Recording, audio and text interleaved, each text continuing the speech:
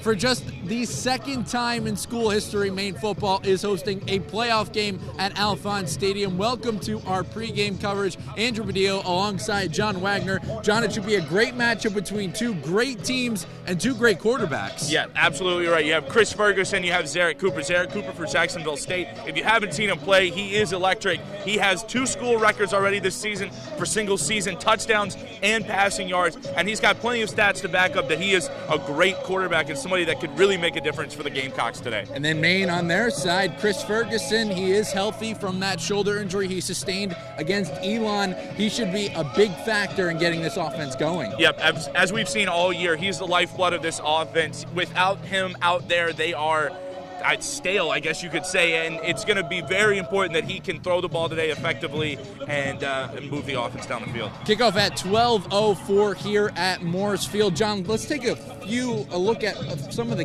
keys to the game today.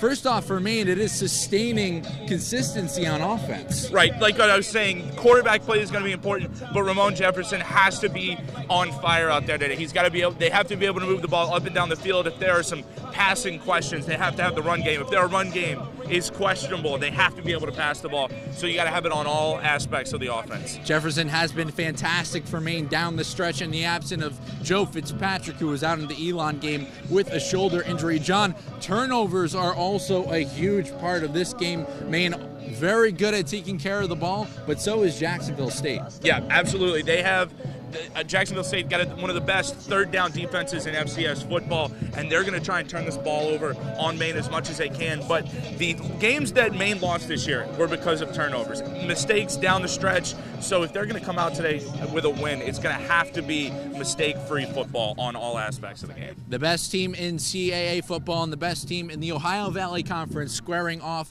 in just half hour or so. John, the biggest player of this game could very well be one of the smallest players on the field, and Ernest Edwards, electric Ernie, having a big game against Elon. And if Maine wants to come out with a victory today, he's going to have another big performance. I mean, he essentially won that game for Maine against the Phoenix, so he's going to have another big day today, whether it be kick returning or whether it be catching balls down the sideline. He's going to have to be huge for them today in order to come away with a victory. 12:04, the kickoff between the Jacksonville State Gamecocks and the Maine football Black Bears. The winner moving on in through the third round of the FCS playoffs. For John Wagner, I'm Andrew Badillo. Enjoy the game, folks.